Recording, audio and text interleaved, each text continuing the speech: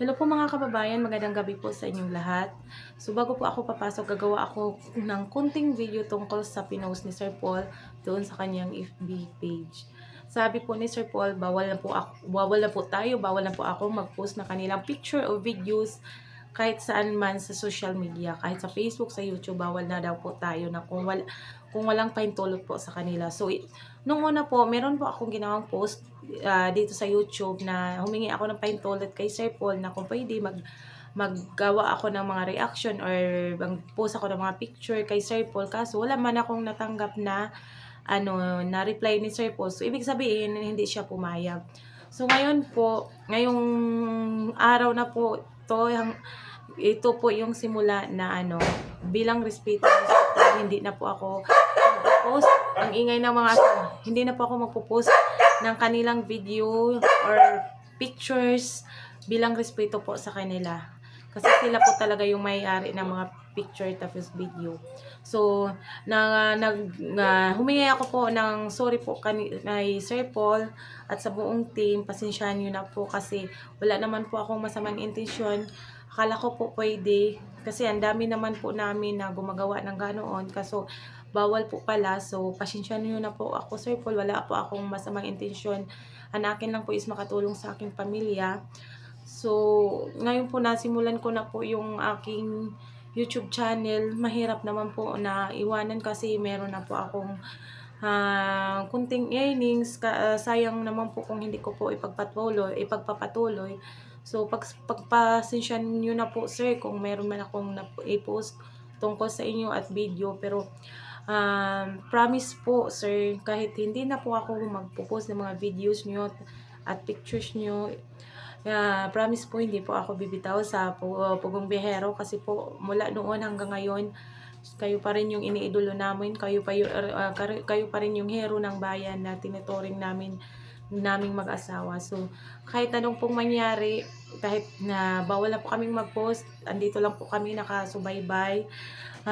Siguro po, sir, kung gagawa ako ng mga reaction, kahit wala pong, hindi na po ako magpo-post, mga reaction na lang po tungkol sa mga video po. Pero hindi naman po ako gumagawa ng mga masasamang doon sa mga sinasabi ko. Wala naman po akong sinasabi, wala naman po akong sinisiraan po na tao.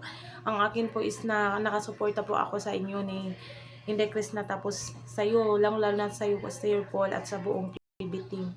Ang akin lang po is maging masaya tapos maipagpatuloy ko po yung pagbablog ko kahit paunti-unti, kahit hindi na ako makakag-post ng yung mga pictures na promise po, pag-iigin ko po yung pagbablog ko kahit pa konti-konti maiipon ko din yung mga kunting earnings. Tapos malaking papasalamat ko po sa inyo, lalong-lalo po sa aking mga YouTube subscribers sa pakikinig at walang sawang pagsuporta po sa akin.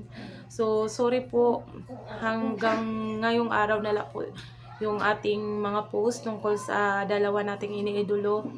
Hayaan niyo po, hindi po ako mawawala sa Pugong Biyahero at kay Peking Korean. Nandito lang po ako lagi nakasuporta po sa kanila. Kahit wala na akong mga post sa kanila, nandito pa rin ako, handang nakasuporta sa kanila. Gagawa ako ng paraan para maipagpatuloy ko po yung mga pagbablog ko. Sana suportahan niyo po pa rin ako para sa mga anak ko, para sa pamilya ko. Sana po maintindihan niyo po kung bakit ko po to nagawa. Wala po talaga akong masamang intensyon. Ang akin lang po is matulungan ko lang po yung aking pamilya at na maitawid ko po sila sa araw-araw. Yun lamang po yung ginawa ko ngayong video para humingi ng tawad kasi sabi pa po ni Sir Paul na wala na po talagang yung stop na po talaga, wala na po talagang connection yung Chris Paul. Kahit nagkaka-chat man sila, so stop na po talaga. Hindi na po tayo gagawa ng mga content para sa kanila para magiging matahimik na yung dalawa kasi sabi ni Sir Paul kahit hindi man sila nagsasama, nagkaka-chat naman sila ni Chris na. So happy na rin kami na nung sinabi niya po na okay naman po sila, nagkaka-chat na po. So hanggang dito na lang po para wala na pong issue na mangyayari. Mas stop na yung pagko-connect natin sa kanila kasi alam naman namin na yung mga reactor at mga fans ni Chris Pau yung nagpapatuloy lang po ng kwento. Kahit alam naman namin na wala ng pag-asa, pero ginagawan pa rin namang pag-asa, kasalanan din namin yun. So, humingi kami ng tawad sa iyo, Sir Paul, at kay Inday Chris na kung nasasaktan man sila, kung mayroong nasasabi na hindi maganda yung mga tao sa kanila. So, pagpasensya na po, hindi na po kami uulit. At promise po, andito lang po kami lagi. Nakasuporta po sa inyo, Sir Paul. Ipagpatuloy mo lang yung pagcha-charity vlog mo. Andito lang po kami, hindi po kami bibitaw hanggang sa huli. Sa iyo, Inday Chris na, dito lang po ako. Lagi nakasuporta sa inyo. So, maraming salamat po sa pagpapakilig at pagpapaibig sa amin sa Chris Pau. So, maraming po salamat sa lahat ng po mga umiidolo ng Chris Pau at nagmamahal po sa kanila. Maraming salamat po sa inyong lahat. At hanggang dito na lang po. Maraming salamat. Good evening po.